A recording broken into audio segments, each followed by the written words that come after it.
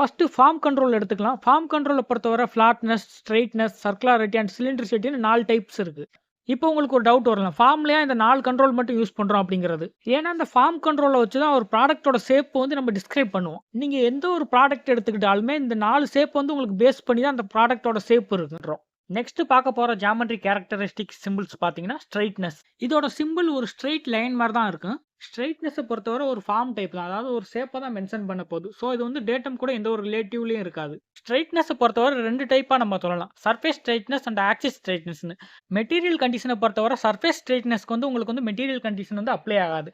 அதுவே ஆக்சிஸ் ஸ்ட்ரெய்ட்னஸ் பார்த்தீங்கன்னா, அதுக்கு வந்து உங்களுக்கு மெட்டீரியல் கண்டிஷன் வந்து அப்ளை ஆகும். இதோட டிராயிங் கால் அவுட் பார்த்தீங்கன்னா, உங்களுக்கு இந்த மாரி தான் இருக்கும். உங்களுக்கு இப்ப சர்ஃபேஸ்ல வந்து ஸ்ட்ரெய்ட்னஸ் மெயின்டெயின் பண்ண சொல்லியிருந்தாங்கன்னா, ஏதாவது upper surface or lower surface ஏதாவது ஒரு சர்ஃபேஸ்ல மட்டும் ஸ்ட்ரெய்ட்னஸ் வந்து மெயின்டெயின் பண்ற மாரி இருக்கும். இதுவே ஆக்சிஸ் ஸ்ட்ரெய்ட்னஸ பொறுத்தவரை நம்ம அந்த ஆக்சிஸ வந்து ரெஃபரன்ஸா வச்சு ஸ்ட்ரெய்ட்னஸ மெயின்டெயின் பண்ணுவோம்.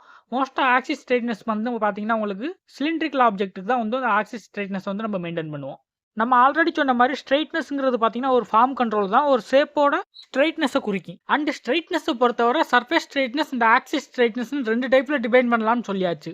சர்ஃபேஸ் ஸ்ட்ரெய்ட்னஸ பொறுத்தவரை 2 டைமென்ஷனல் டாலரன்ஸ் மெத்தட் யூஸ் பண்ணி அந்த ஆப்ஜெக்ட்டோட சர்ஃபேஸ் வந்து ஸ்ட்ரெய்ட்டா இருக்கான்னு நம்ம செக் பண்ணுவோம். இது வந்து ஒரு 2 டைமென்ஷனல் டாலரன்சிங் மெத்தட்னு சொல்லியாச்சு. அப்ப 2 டைமென்ஷனல்ல என்ன பண்ணுவோம்? நம்ம ஒரு லைன் தான் யூஸ் பண்ண போறோம். லைன் யூஸ் பண்ணி தான் இந்த மெத்தட வந்து நம்ம ஸ்பெசிஃபை பண்ண போறோம். இப்ப எக்ஸாம்பிளுக்கு இந்த பிக்சர் நம்ம எடுத்துக்கலாம். இப்ப இந்த டிராயிங்ல பார்த்தீங்கன்னா, சர்ஃபேஸ் வந்து பார்த்தீங்கன்னா, உங்களுக்கு ஜிக்ஜாக்கா ஒரு வேவ் மாரி இருக்கு. இப்ப இந்த ஜிக்ஜாக்கா இருக்கிற அந்த இடத்துல பார்த்தீங்கன்னா, 2 எண்டுக்குமே கனெக்ட் பண்ற மாரி ஒரு லைன் வந்து நம்ம டிரா பண்ணிறலாம். இப்ப இந்த லைனுக்கு மேல அண்ட் கீழ இருக்கக்கூடிய அப்பர் அண்ட் லோவர் வேல்யூ நீங்க மெஷர் பண்ணீங்கன்னா, எடுத்துக்கிட்ட நம்ம டாலரன்ஸ் வேல்யூ நமக்கு கிடைக்கணும். சப்போஸ் நம்ம 0.03ன்னு இந்த பிக்சர்ல எடுத்துக்கிட்டதுனால, நமக்கு டாலரன்ஸ் வேல்யூ அதோட டிஃப்ளெக்ஷன் வேல்யூ பார்த்தீங்கன்னா, 0.03க்குள்ள தான் இருக்கணும். சப்போஸ் டிஃப்ளெக்ஷன் அத விட அதிகமாயிருச்சுன்னா என்ன ஆகும்னு பார்த்தீங்கன்னா, அதோட மீனிங் வந்து நம்ம வந்து ஸ்ட்ரெய்ட்னஸ் மெயின்டெயின் பண்ணல அப்படிங்கிற மீனிங் வரும். இந்த மாரி சிலிண்ட்ரிக்கல் அல்லது ஃப்ளாட் ஆப்ஜெக்ட்ட வந்து நம்ம சர்ஃபேஸ மட்டும் மெஷர் பண்றது தான் பார்த்தீங்கன்னா, சர்ஃபேஸ் ஸ்ட்ரெய்ட்னஸ். நெக்ஸ்ட் நம்ம வந்து ஆக்சிஸ் ஸ்ட்ரெய்ட்னஸ் பத்தி பார்க்கலாம். ஆக்சிஸ் ஸ்ட்ரெய்ட்னஸ் பொறுத்தவரை ஃபுல் அண்ட் ஃபுல் பார்த்தீங்கன்னா, ஆக்சிஸ பேஸ் பண்ணி தான் உங்களுக்கு இருக்கும். இது எங்கெல்லாம் யூஸ் ஆகுதுன்னு பார்த்தீங்கன்னா, ஷாஃப்ட், ஹோலு, பின் இந்த மாரி சிலிண்ட்ரிக்கல் சர்ஃபேஸ் இருக்கக்கூடிய எல்லா ஆப்ஜெக்ட்லயுமே இந்த ஆக்சிஸ் சர்ஃபேஸ் வந்து உங்களுக்கு யூஸ்ஃபுல்லா இருக்கும். ஆக்சிஸ் டாலரன்ஸ் கண்ட்ரோல் எதுக்கு யூஸ் ஆகுதுன்னு பார்த்தீங்கன்னா, ஒரு பார்ட்டோட கர்வ் வந்து எவ்வளோ வந்து அலோவ் பண்ணணும், அத வந்து டிஃபைன் பண்றதுக்காக யூஸ் பண்றோம். ஆக்சிஸ் டாலரன்ஸ்னால ஆக்சிஸ பொறுத்து அப்பர் அண்ட் லோவர் வேல்யூ 2லயுமே வந்து ஸ்ட்ரெய்ட்னஸ் வந்து மெயின்டெயின் ஆகியிருக்கணும். ஒரு பார்ட்ட வந்து நம்ம கிராஸா கட் பண்ணும்போது அது சிமெட்ரிக்கா இருக்கணும். அதாவது 2 சைடுமே ஒரே அளவு ஸ்ட்ரெய்ட்னஸ் இருக்கணும். ஒரே அளவு வந்து அதோட டாலரன்ஸ் இருக்கணும். இந்த ரீசன்க்காக தான் நம்ம வந்து ஆக்சிஸ் டாலரன்ஸ் வந்து நம்ம மெயின்டெயின் பண்றோம். யூசுவலா ஆக்சிஸ் டாலரன்ஸ பொறுத்தவரை மேக்ஸிமம் மெட்டீரியல் கண்டிஷன்ல தான் அப்ளை ஆகும். இப்ப இத அண்டர்ஸ்டாண்ட் பண்ணிக்கிறதுக்கு இந்த இமேஜ வந்து நம்ம எக்ஸாம்பிளுக்கு எடுத்துக்கலாம். இப்ப இந்த பார்ட் பார்த்தீங்கன்னா, பெண்ட் ஆயிருக்கு. வித் ரெஸ்பெக்ட் டூ அதோட ஓன் ஆக்சிஸ். இந்த மாரி ஒரு பார்ட் வந்து பெண்ட் ஆயிருக்கிறதுனால என்ன ஆகும் பார்த்தீங்கன்னா, அதோட ஆக்சிஸ பொறுத்து பெண்ட் ஆயிருக்கிறதுனால, அதோட டயா வந்து எல்லா இடத்துலயும் ஒரே மாரி ஈவனா இருக்கிறதுனால, அதோட ஸ்ட்ரெய்ட்னஸ் வந்து மெயின்டெயின் ஆயிரும். பட் அதோட ஃப்ளாட்னஸ் வந்து மெயின்டெயின் ஆகாது. ஸோ இந்த மாரி பெண்ட் ஆகக்கூடிய சிலிண்ட்ரிக்கல் ஆப்ஜெக்ட்டோட அதோட டாலரன்ஸ மெயின்டெயின் பண்ணி டைமென்ஷன வந்து நம்ம வந்து வித்ஸ்டாண்ட் பண்றதுக்காக தான் நம்ம வந்து இந்த ஆக்சிஸ் ஸ்ட்ரெய்ட்னஸ்ங்கிறத யூஸ் பண்றோம்.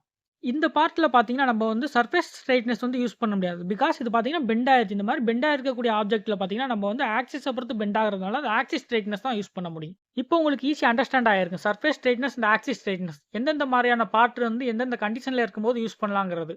ஆக்சிஸ் ஸ்ட்ரெய்ட்னஸ்க்கு இன்னொரு எக்ஸாம்பிள் வேணா பார்த்துரலாமா? இப்போ இந்த டிராயிங் நம்ம எக்ஸாம்பிளுக்கு எடுத்துக்கலாம். இந்த டிராயிங் பார்த்தீங்கன்னா, ப்ளூ கலர் லைன் எல்லாமே அந்த ப்ராடக்ட்டோட ஷேப்பு.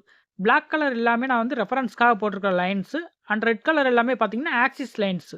ஸோ இத ஈஸியா அண்டர்ஸ்டாண்ட் பண்ணிக்கிறதுனால எல்லாத்துக்குமே டாலரன்ஸ் வந்து 0.02ங்கிறத நான் எடுத்துக்கிறேன்.